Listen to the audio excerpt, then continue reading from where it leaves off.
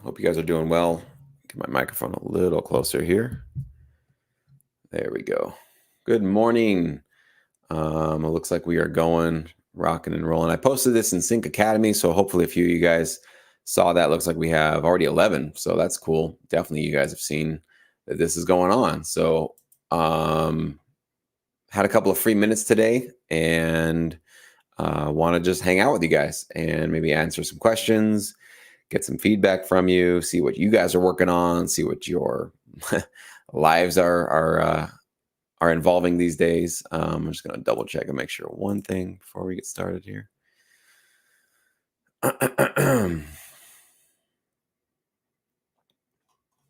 Yeah, looks like we're good there. And let's see how we're looking on YouTube.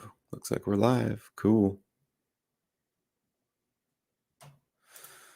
So happy I have this new streaming platform, StreamYard, as you guys can see on your screen. It just works every single time. I had so many problems going with OBS and trying to stream directly from it or through it, I should say.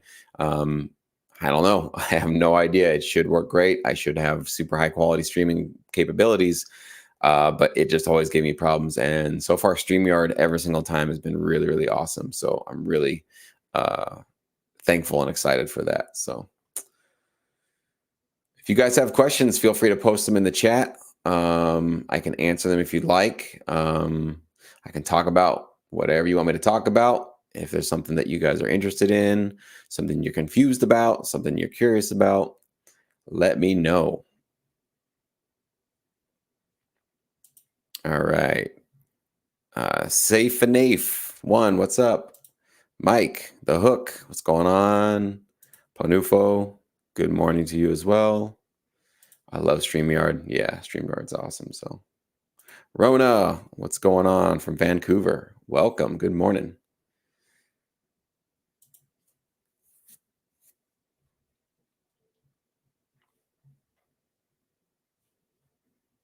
Michael, glad to have you here too, man.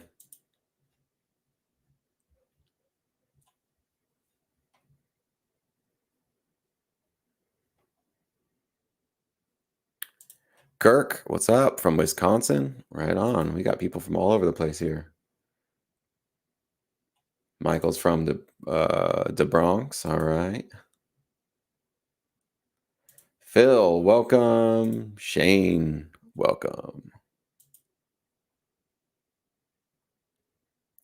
Yeah, I'm switching up my eating regiment. So I don't if you guys have followed me for a while, you know that I've been doing the intermittent fasting for a while where I basically don't eat usually until around noon, sometimes 1 or 2 depending on the day. And I've been trying to flip it around actually where now I'm just eating breakfast and I'm going to be skipping lunch and dinner. And actually, believe it or not, I tried it 2 days ago unsuccessfully. I definitely ate, I think the first day I ate a lunch and a dinner. Yesterday, I only ate the lunch. So I'm moving in the right direction. So today, I just had a massive, huge ribeye steak with eggs, really, really nice breakfast. So I feel very full, but I don't feel tired. So I'm really excited about that because usually when I eat breakfast, I get really, really tired. So right now, I'm kind of experimenting with my whole diet and routine right now to see if eating just one meal a day, just the breakfast meal, will help my energy overall throughout the day. So I'm experimenting with it. It works for some people it doesn't work at all.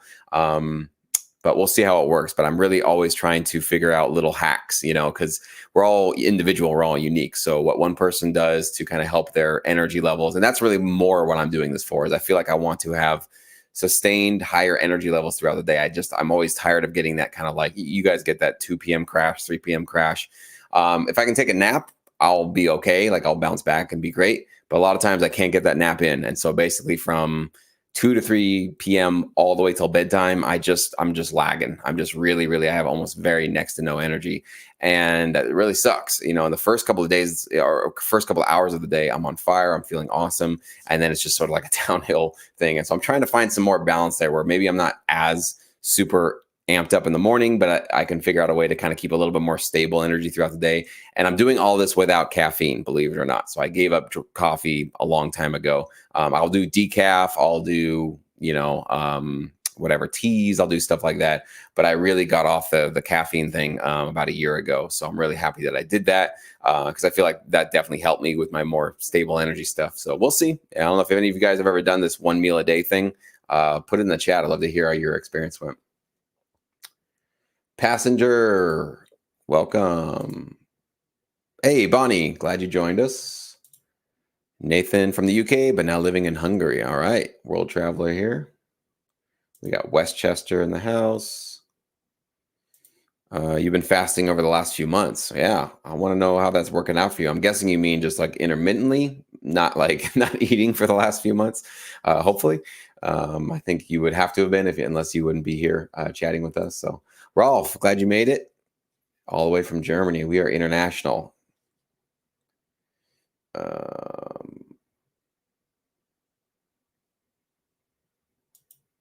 Yeah, caffeine is definitely a hurdle for me as well, or it was. It's hard. It's a drug. Like, let's not kid ourselves. Even though it's on every corner, it's in every Starbucks.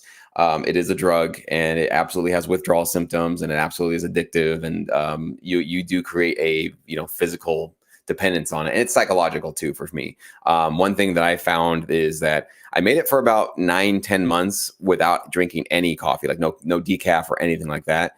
And so that felt really good for a while. But then at some point, I've been missing that flavor. It's really not even about the caffeine. I'm realizing it's just like that really rich. I mean, when I was a kid, I thought it tasted like garbage. And I think my daughter will think it tastes and smells like garbage. But I still, every time I smell it, every time I'm around it, it's like, oof, I really, really, really miss that. So I've been getting into some more, actually, it's kind of like a mushroom coffee where it's decaf, but it's basically infused with tons and tons of mushrooms that help you, with your focus, your concentration, your energy, and that kind of thing. And so far, I'm loving it. I mean, I've been doing it for just like a week or so now, and I'm really liking this kind of way of drinking coffee, without the caffeine. So that might be an option for some of you guys, but it is really, really tough. It's basically the drug of our generation or of our time that everybody's doing it. Everybody's on it. So it's hard to even say that you have a problem with it when everybody's drinking, everybody's doing that kind of thing. So you really are, I'll tell you that you are really kind of alone when you give up caffeine or coffee in general, because everybody, your family, your friends, your coworkers, the world is running on coffee. And so when you jump out of that one, it's kind of lonely actually, because not a lot of people even understand what you're doing and why you'd want to be doing that. So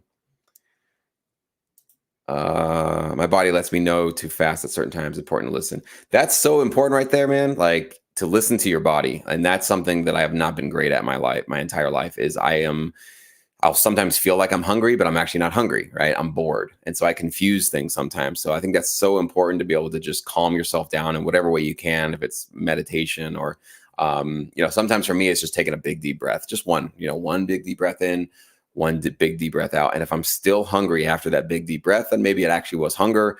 But if I'm not, then that was just some other kind of anxiety or something uncomfortable inside of me. And it was like, hey, you got to go get away from this uncomfortable feeling, go eat something. Right. So it's crazy. Like, our brains play these amazing tricks on us and convince us that we're hungry or that we want something when we actually don't really want that thing. So Panufo, you're working on a reggaeton. Cool, man. Do you think the performance of the grooves is more important than, say, this week's samples? You mean this week's samples, like this week's hit songs in that style, like the charts or whatever? I would say it's kind of both matters. Like, definitely you got to have some good grooves, some good performance. But it does need to sound like relevant. So that's partly, kind of something you should definitely be shooting for. So I don't know if I would say one or the other. It's not an either or, it's probably and, both of those need to be something you're kind of paying attention to. So you did a 40-day fast, like no food for 40 days. That's crazy. That is really, really admirable. Like, so just liquids, I'm guessing. That is, wow. Like, I've heard a 7-day fast of people doing, but 40 days, man, that's like some spiritual stuff right there. I'm sure you saw some entities that weren't on this earth around day 30, right? I am. Thank you so much, Cosmic. I am enjoying parenthood. It's a lot of fun, a lot of challenges for sure, but yeah, no, it's really cool. It's awesome. I've been fasting 1 to 2 day fast and then intermittently. I unintentionally used to fast when I was working full time as a chef. That's because I used to work long shifts and have no time to. Yeah, that's actually kind of one of the hacks to be able to just fast is to keep yourself super, super busy. In fact, if one of these days I do want to at least do a 24-hour fast. I've never even done that. I've only just done the sort of 16, 18-hour fast, but I would like to do a full on well, I guess one meal a day is technically kind of like a 24-hour fast, but not really. Like I really want it to be maybe, I guess, a 48-hour fast where an entire day cycle goes through and I haven't eaten at all to know what it feels like to wake up hungry and go to bed hungry. Like that, I kind of want to have that whole experience. And so maybe one of these days I'll give that a shot. But keeping myself busy and stacking up just a ton of work I need to do is probably the way I'm going to get through that. I think that's what you saw there with your job there. So. All right. Oddly, coffee pretty much puts me to sleep, except for Starbucks. Their blonde that's what I used to drink, the blonde one, because that's the strongest one. So interesting. Again, like I said before, we're all different. Like your brain is going to react to certain chemicals different than mine brain is. And so the fun part about all of this is that we are basically just running experiments on ourselves. We can. I think that's the way to do it is just run an A/B test on yourself. Like, all right, I'm going to drink coffee once a day, see how that feels. I'm going to drink coffee twice a day, see how that feels. I'm going to not drink coffee for a week. How does that feel? Of course, first couple of days, you're going to be hurting, so don't judge it based on the first couple of days. It's not easy to go through those withdrawals. Some people say it's better to just kind of like slowly take yourself off of caffeine, sort of start mixing in a little bit of decaf in with it. You can. I mean, it works for some people to do it that way. To me, a lot of times I feel like it's just rip the Band-Aid off. Let's just do it. It's going to hurt, but let's just get through that pain so that we can move on with our lives rather than just dragging it out. Where for me, when I try to do that kind of stuff or when I did, I don't know if I actually ever did that, but just trying to like withdraw a little bit off of something like that, you kind of find that you're not getting what you wanted out of it. So you're craving more. So you'll actually drink more coffee to get that caffeine back that you're missing out because you're now decreasing it. So I don't know. I don't know if there's a way to softly get yourself off of it. Maybe it works for some people, but I don't think that would have worked for me for sure. So lion's mane, yes. And this stuff that I'm drinking definitely has lion's mane. It has like 6 or 7 different mushrooms in there. So yeah. Haven't drank coffee for 20 years. Awesome. Yeah, tea. And this is not, I want to make sure you guys know, I'm not judging anybody. I don't care if you drink coffee or not. Your coffee is great. It works. It gets you productive. It does awesome things for you. So this is just my choice for me. So I hope you guys are not taking this as like, we're bashing people who drink coffee. No, like I've been a coffee drinker my entire life pretty much. So this is a very new thing for me to not drink, I should say caffeine, So yeah, I definitely don't want to come across that I'm judging or looking down or anything like that because I'm certainly not. You'll fast from regular work. There you go. I like that. Sometimes not drinking enough water can make you feel hungry. I agree, actually. Sometimes I'll find that like I will feel hungry and then I'll take a big swig of water and it's like, oh, okay, that's actually what my body was craving. So cheers to that.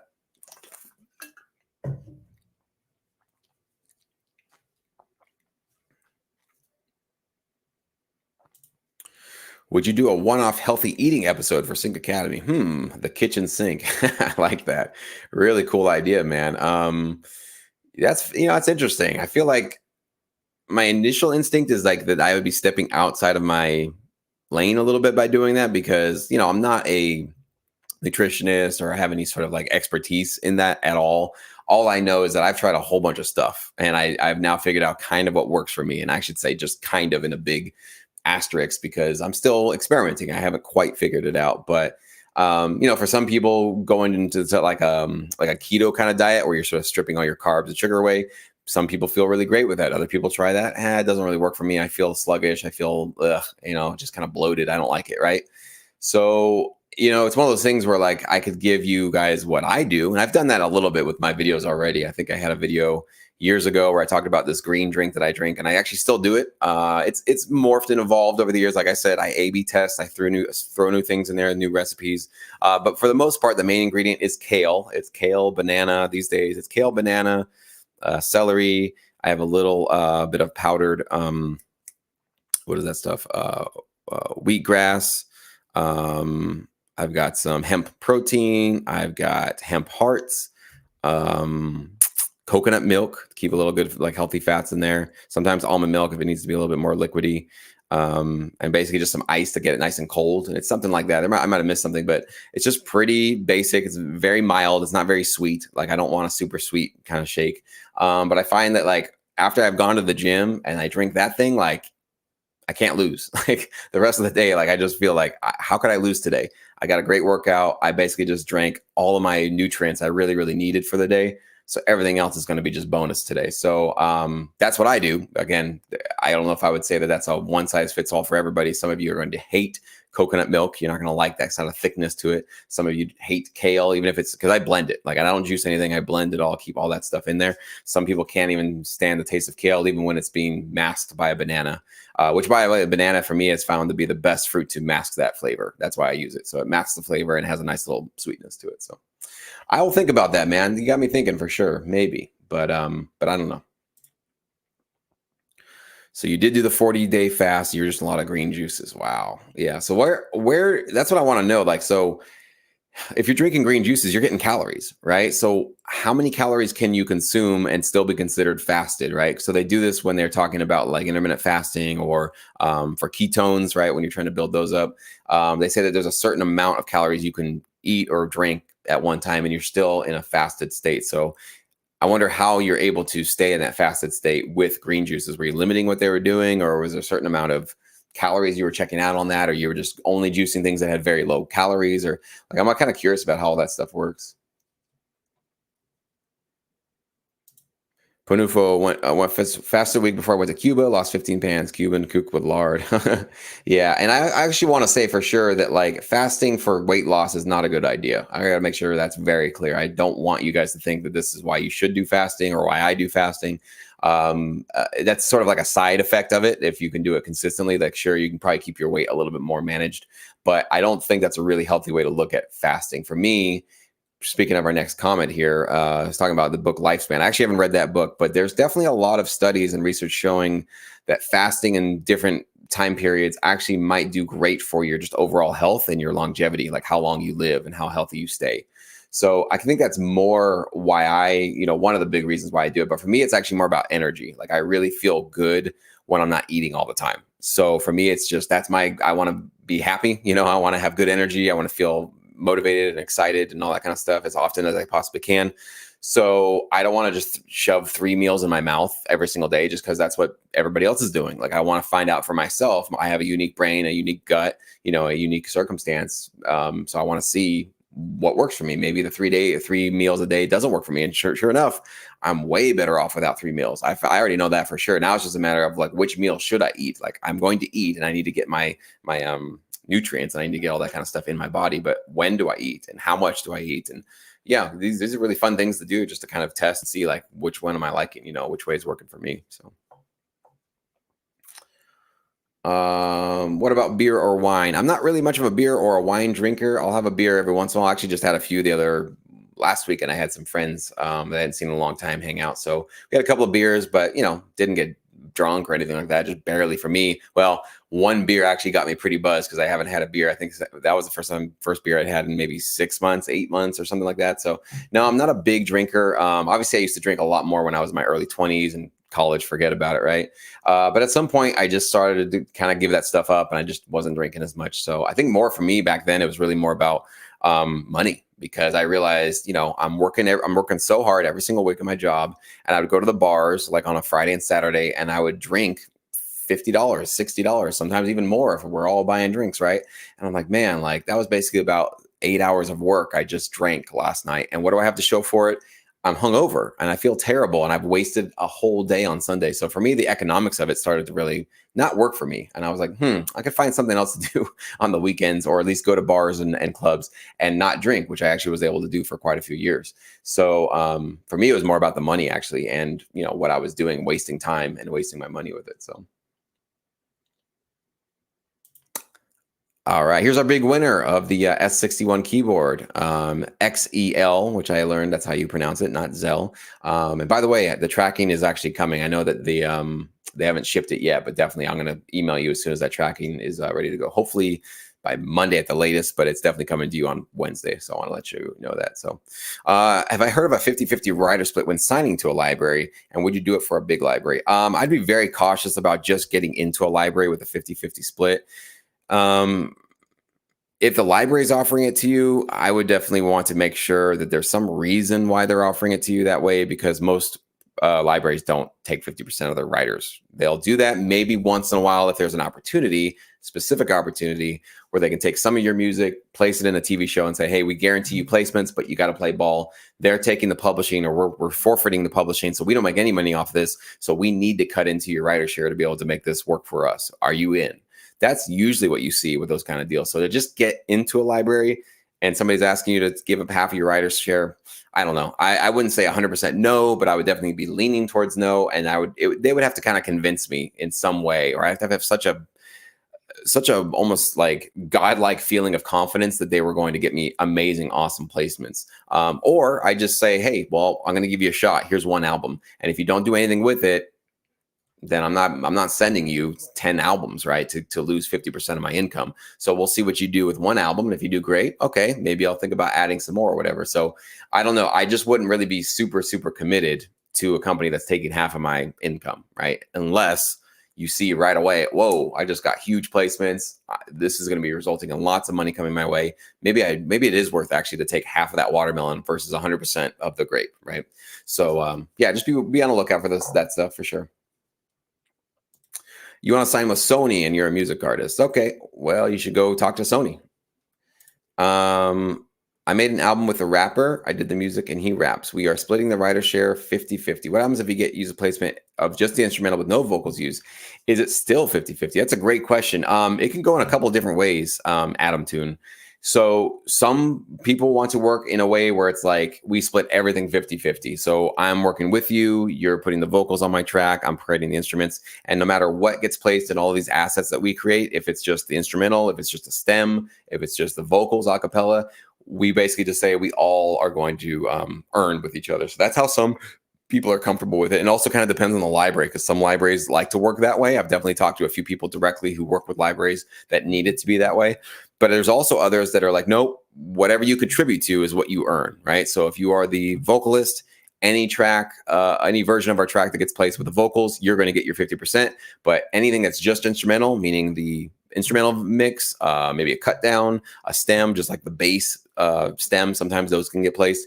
That's all going to me, because your vocals were not a part of that. Your vocals didn't add any value to that, so I'm getting that. You can actually go either way. I think actually either way is okay. I don't think there's one way that's better than the other. It just kind of depends on how valuable is this relationship to keep moving forward. What do they think is fair, right? And what do you think is fair? And then, of course, how does the library handle those kind of tunes? Because if you guys are like, hey, we're going to split it down, everything's going to be 50-50, and then you go to a library and the library says, no, that's not how we register them. What we're going to do is we're going to register the version with vocals as a separate track, and you guys are going to be splitting that registration 50-50, but all the instrumentals are only going to go to you. If that's how the library wants to do business, then you got to be upfront with the composer or the lyricist and the rapper about that and say, sorry, this is how they want to do it. Are you comfortable or not comfortable? All you can do is just be upfront, right? And let them decide what they're willing to do or not. If they're not cool with that, they're not cool with that. And hopefully you can find somebody else. But if they are cool with that, then you guys can hopefully have a great relationship moving forward. So, David, what's up? Thank you so much, man. Never been a coffee drinker. Yeah. Then you've sort of skipped a little bit of that, which is probably good. I think that's probably a good thing. So.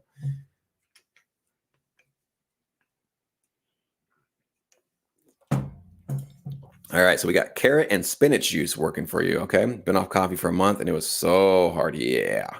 Well, welcome. Congratulations. Welcome to the other side. It can be done. Documentary, The Game Changers. It is a game changer. Okay, I'm not sure what that's about, but Ralph saying fasting is good for cleansing the body and mind. Yeah, I definitely feel it. I mean, I feel clear when I'm not eating, when I've had quite a few hours between me and a meal. So I feel much better. I don't know. All right. Aside from my instrumental work with the library, I also have an artist angle with vocals. As I navigate through libraries accepting vocals, I now question if a sync agent would be a good choice. Little clouded. Yeah, I'd say that's my 2 cents on it. 1 second. If any of you guys are trying to put music out into the public, right? So you're trying to do Spotify, YouTube, putting out videos, trying to get a fan base, trying to sell stuff, trying to tour, anything where you're trying to get like the sort of traditional artist route up and running. But you also want to do some sync with that music. A sync agent is where you want to go because they're not going to ask for exclusivity for the most part. And if they're going to ask for exclusivity, it's going to be just in we are the only ones that are going to be representing you in the sync world, right? So that means you can't go to another sync agent and give them the same catalog. And most of the time, they're probably only going to take 25 to maybe even on the lower side, maybe even only 15 to like probably 50% max of your publishing income through those placements. So you can basically hold on to even more than you usually would with libraries. What's the downside? It seems like everything's just much better than libraries. Well, the downside is that you're basically signing with one person who has probably enough time and resources to just work on a couple of projects at a time, or maybe just one at a time. And they have to personally pitch music to their clients. And so the number of their placements are just going to be much, much smaller than a library, because a library kind of like sets it up like a buffet for all their clients. They have you sign away your music to say, you're giving us permission that we can shop your music to all of our clients. We don't have to come back to you and get permission later. We get it right here up front. All the clients can just come in like a buffet and just grab. That's how you get thousands and thousands and thousands of placements stacking up right in your royalties in the end. So that's why sync agents are kind of like, I think you can get a placement every once in a while, but I wouldn't count on it as a sort of primary focus of my career. It would be sort of like, well, I know I'm just putting music out and I'm trying to get a fan base. However, I think I could maybe monetize it a little bit in the sync world. I'll let this sync agent try it for a year and see what they do. That's kind of how I would put it. Like, I wouldn't put a lot of focus on it. I don't think I would like spending more thought than that, just making sure that that the music's out there, they're shopping it. And if something comes of it, cool. If not, it wasn't my primary focus anyways. It was always an auxiliary, secondary source of income for my music, right? All right, live on. What are your thoughts on utilizing panning and certain sounds in sync music that might be seen as effects Foley, like an impact that resembles glass breaking? Should we avoid these completely? It's yes and no. I would say if it sounds really like Foley, like glass breaking, doors shutting, cars crashing, I would stay away from all of that kind of stuff in your music. You can use effects in terms of risers, impacts, crashes, cymbal crashes, not car crashes, low thuds, something like that for sure. That can be kind of like effecty, right? And almost maybe sound a little bit like sound design. But I would definitely stay away from Foley. Anything that sounds like it's a sound effect that was recorded, I would stay away from that kind of stuff, because there's going to be another track in that TV show, movie, commercial, whatever it is, where they're going to put the sound effects in. So you putting those in is probably going to just mess with the commercial or the show or whatever it is, and they're not going to want it in there. And it might actually prevent your track from getting placed. So it's a great question. I would just steer clear of those kind of things. All right, Justin Banks, with the rise of streaming services, do you think that front-end fees, consideration fees, will take place of back-end royalties in the near future? Maybe that might be one way, because there's definitely some. Netflix is kind of operating that way right now, where they're only giving, it's not a consideration fee though, just so you know, it's a sync fee. Consideration fee is what the libraries would give you when you partner with them. But I could see that happening, where a lot of streaming platforms are like, we're not going to be setting up any sort of I shouldn't say they're not going to set up, but they're not going to be immediately a market solution to this, where there's going to be sort of tracking of those to pay out royalties, and having these streaming platforms pay to have all that music being airing on their platform. If that doesn't get established, then I can definitely see kind of what's been happening now, just continuing on, which is that a lot of these streaming platforms are just paying you a one-time fee. But some of these fees are pretty nice. I mean, a lot of people got mad when they heard that there's no royalties, but Netflix is paying $3,000, $5,000, even $10,000 for some of the music they're using. If you guys don't know, it's very rare for your track to earn $5,000 in royalties. Okay, you might be lucky if your one track is earning $1,000 over the course of its entire span, right? That's why I've told you guys it's kind of a numbers thing. So $1,000, you can't live on $1,000. No, but what if you got 1,000 tracks? Now we're talking about something a little bit better, right? And you can continuously grow that catalog as you move into this business. So for somebody to just hand you $3,000 even up front, here you go. I don't know. A lot of people, I think people who got mad at that, probably don't work that much into this business, I would think, because if you worked in this business long enough, especially now the streaming royalties, that if you get any, they're like pennies or like nothing.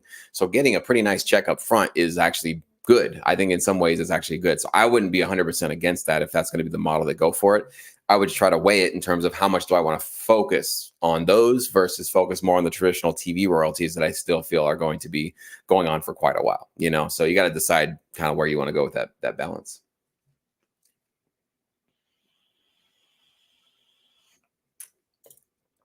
Could you make a video for library producers? Recognize our strengths, strength, weaknesses, opportunities, and something else. I don't know what that stands for. How to recognize our strengths as a producer and not qualities that we need to develop them.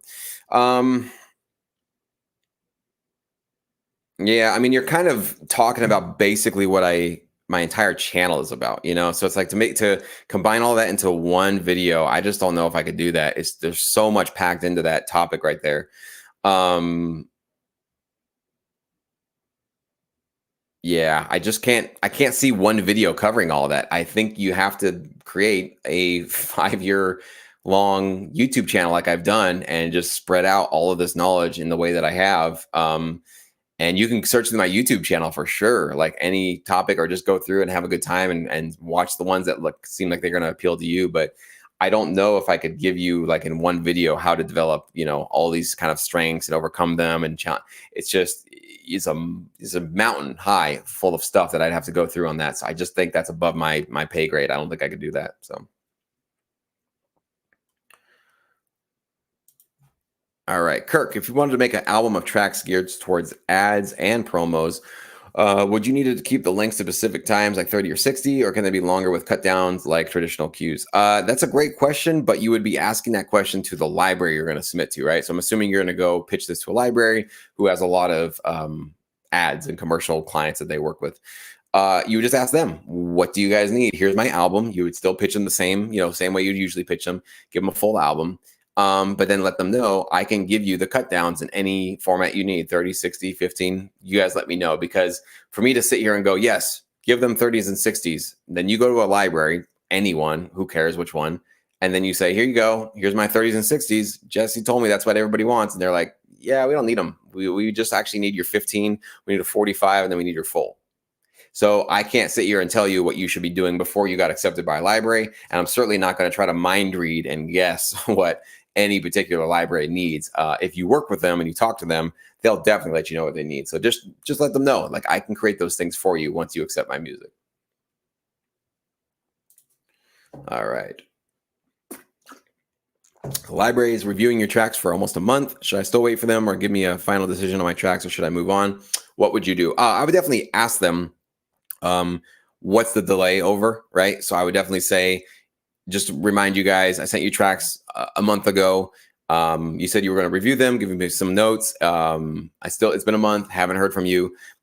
Is this not a good time? Are you guys busy with clients? Just kind of give them a sort of opportunity to explain themselves. If they come back with, oh, no, we're going to get to it, and then it still is like a week or two, then yeah, I'd move on. That would not be, for me, I would say, no, not good enough. At this point, a month, I don't know if you've tried to remind them at all before, if this is the first time you would try to remind them. But if I haven't gotten anything from a month, and I'll give them that sort of like email reminder, if they come back with an actual real, like, oh, we're so sorry this is happening, but here's your notes. We've got them done. Here you go.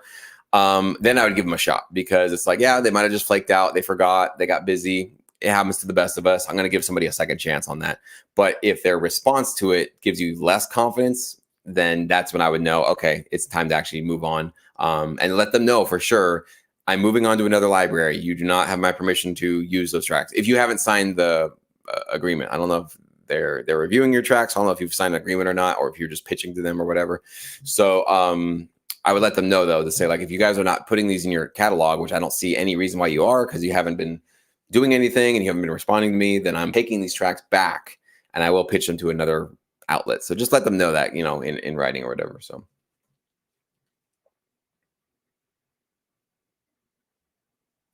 Game Changers is a no animal protein guy. Okay. Well, I would have failed that because I had a huge ribeye steak this morning. So we'll see. I don't know if I'm going to watch that one, but I will I'll try to keep an open mind about it for sure.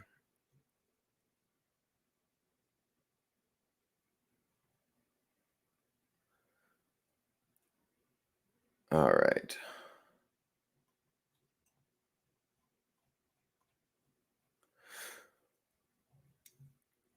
Darren, what's up, man? Glad you made it.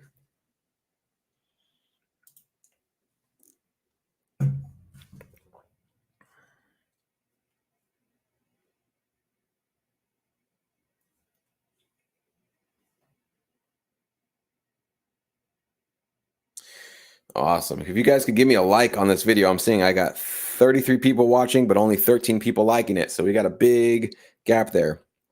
We got 20 of you guys. Still waiting for that thumbs up. If you can give me that thumbs up, that would really, really be awesome. I'd appreciate it.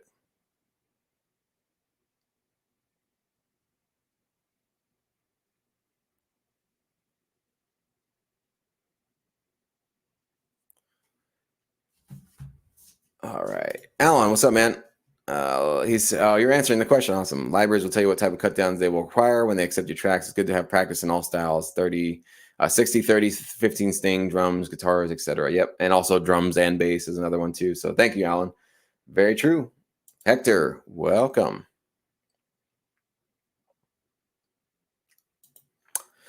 I usually do the 1 week reminder, but since they actually wrote back and want to review my tracks, I decided to wait. I haven't signed anything as of yet, and we'll definitely take your advice on that. Yeah. I hope it works out for you, man. It's frustrating. I feel for you, dude. That really is not.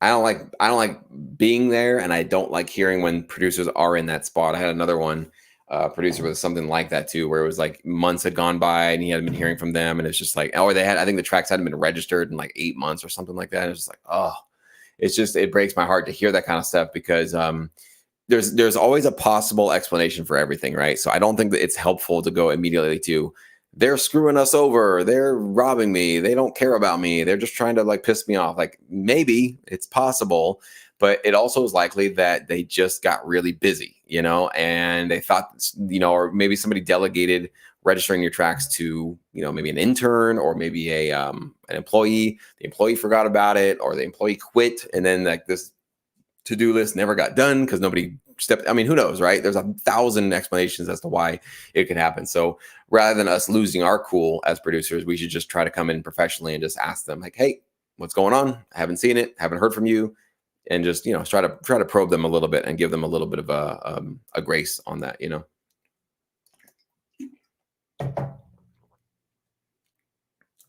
All right, Bonnie, I've been writing a lot of Christmas songs lately. Do libraries want albums of original Christmas songs or just a few at a time? Oh, albums of Christmas songs or a few at a time. I still think it's the same with everything. If you could do a full album of Christmas songs, you would do better than just giving them a few at a time. And this is a great time right now to submit them. We are in July. We just started July. This is the time to get Christmas music to your library partners because it's going to take them about a month or so, get ingested. And then, Christmas stuff is going to start being produced in, I guess, September, October, right? Specials, shows, commercials, all that kind of stuff. That's when all that stuff's starting. So you want to have your music, your Christmas songs, and your fresh new Christmas songs in those catalogs now. Right? You want to basically start getting those things ready to go.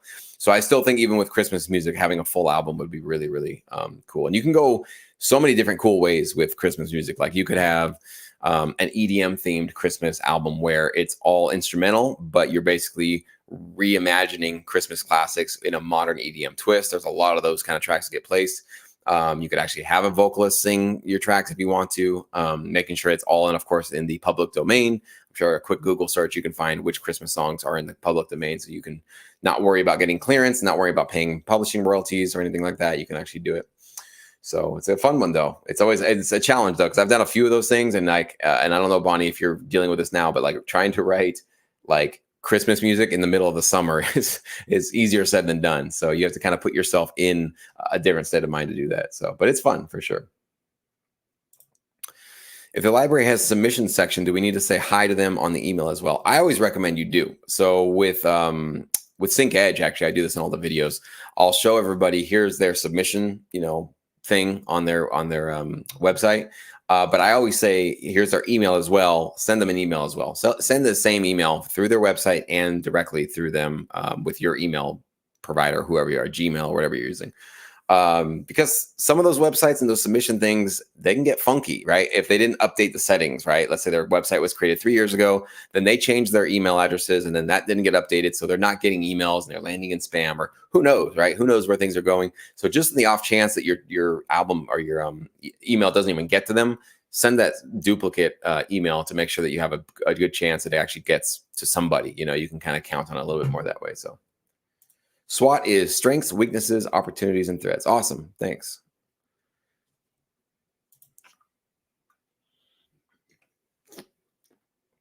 Now, we already answered that one, so that's a repeat. When working with vocalists, do you think if the producer comes up with a lot of the lyrics and hooks that a 70-30 split with a vocalist is fair? I'm not your vocalist, man. So you're asking the wrong person, right? So maybe. If I'm singing with you, I don't know, like how much of the lyrics are you coming up with? How much am I showing up and improvising and really bringing the song to life? Maybe you had sort of a concept of this record and I came in and really brought it to life. Does 70-30 feel fair to me then? Probably not as much.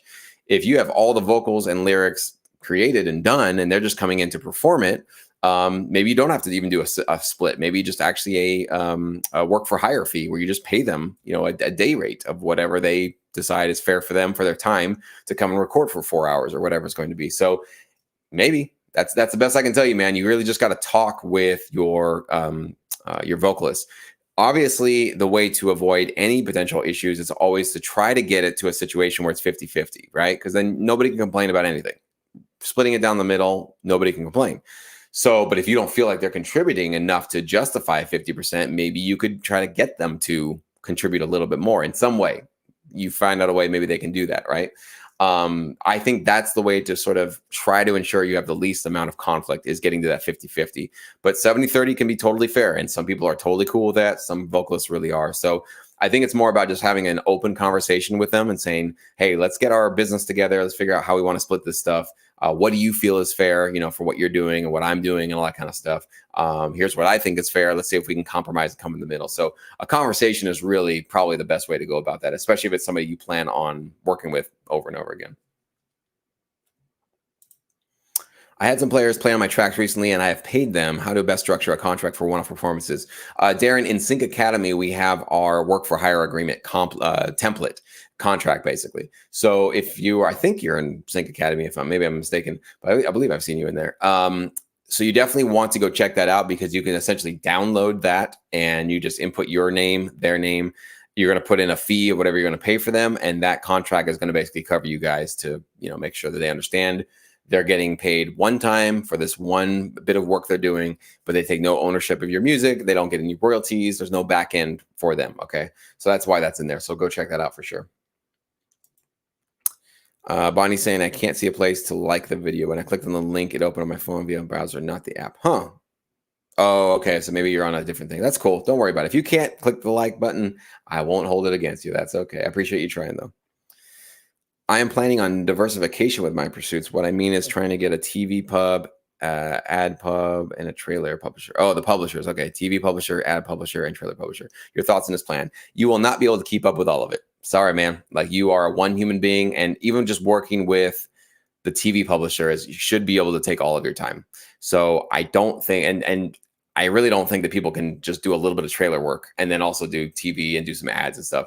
Trailer is so competitive. It's so good. Like, the music is so high quality that you're going to have to devote a lot of your attention to that. So I just don't think any human being, unless you've got an AI robot taking care of all of your chores and errands of your life, and you can literally sit in front of your computer, not sleep, living on coffee, whatever it is. But if you're like the rest of us and you got things to do, right, and you need to sleep, this is not going to work out. You're spreading yourself way too thin. You need to really focus on exactly where you want to go and where your music can really be suited. Because the first thing I'm seeing here is that these are going to require completely different types of music, all three of them. And I guarantee you, I don't think I've ever heard your music, Brent. I guarantee you're not equally, and I don't mean to just, I'm not trying to be mean or anything, but you're probably not equally as talented in all three of those, right? There's probably one of them you can really do well at.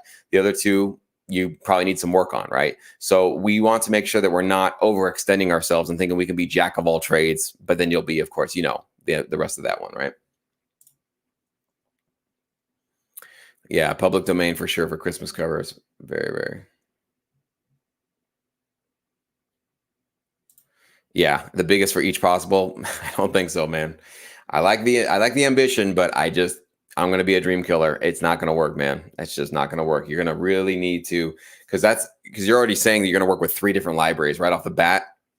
You're not gonna have time for that to keep up with them because they're all gonna say, "Hey, Brent, where's the music? Where's the music? Sorry, I'm working on the trailer music." And then your TV person says, "Hey, we got something. You got to come over here." Okay, well, okay. You're gonna be way overwhelmed, man. Like way, way, way overwhelmed. So keep the ambition, but find more of a specific place to drive that ambition. I think that's a better strategy. Just my 2 cents. You can ignore it.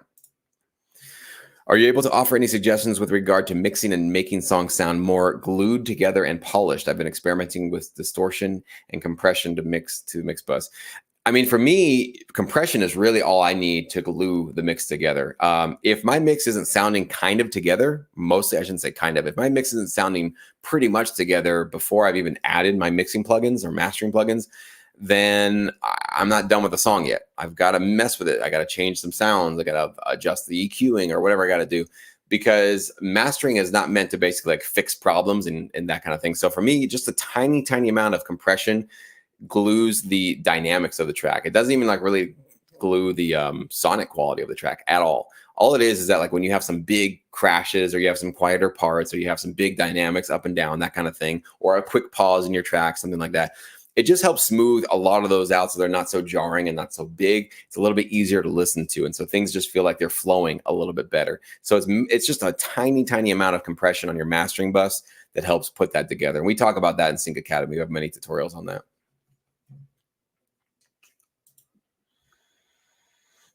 All right, we're going to do a pop quiz here. So, Shelter Sonic, do we need to copyright our songs before we submit them, or do we need to do this after acceptance? I will give I've got nothing to give, but I'll give a cheers to the first person who correctly explains how a copyright is created. First person in the comments, go ahead and put it below. Because everybody thinks that we get our copyrights from the Library of Congress. We send them our music, we pay them our fee, we fill out our application, and then we get a copyright. That's not how copyrights are created. They aren't created that way. So I think hopefully some of you guys have watched me long enough to know the answer to this. So, okay, passenger is close. There's one missing piece here. Copyright is protected as soon as you write the song. Yes, but here we go. Bonnie got it. Well, I'll see if you got it too. Recording on your computer, but this is really what it is. Tangible form. Bonnie, ding, ding, ding. Cheers to you, Bonnie, and to everybody who got it right. We are creating the copyrights, the creators of the stuff that we do, right? The music that we're doing. We do not get a copyright from the government, from the Library of Congress. That's not what we get. What we're doing when we send them their money and we send them our songs and we send this application is we're essentially getting a very secure receipt, right? Kind of proof that we do own the song. But the government is not giving us their permission to own the song. You own the song the minute that it's a MP3, the minute that it's on your computer, the minute that it's on a thumb drive, or back in the day, a CD, any tangible medium, even written down. Like if you have it on a piece of paper and you have the chords and the melodies and the lyrics and that kind of thing, you have it written down, that's a copyright as well, okay? So sending it off to the Library of Congress, for the most part, people do that for more legal protections in terms of like if they feel there's going to be a legal problem or somebody could try to steal their music. You can do that if you want to. I'll be honest with you guys. I've been in the business 13 years. I've never sent any of my music to the Library of Congress ever, that I've sent to music libraries. And I've also never had a copyright strike or a copyright lawsuit or any problem like that at all. So I don't know if I'm just lucky. I also haven't heard of anybody else that works in this business dealing with those kind of things. I have heard of problems with loops. That's a completely different thing, but not in terms of like, having to go, well, I thank God I registered with the Library of Congress. That has not actually come up at all in my career. So not something that I'm saying do or don't do. You guys obviously have to make your own choices on that. I'm just telling you what's true for me is I never did it, and I never spent a dime on any of that kind of stuff. And I just sent it off to the library because I knew that I already owned the copyright myself. So, well, a lot of you guys got it. Cool.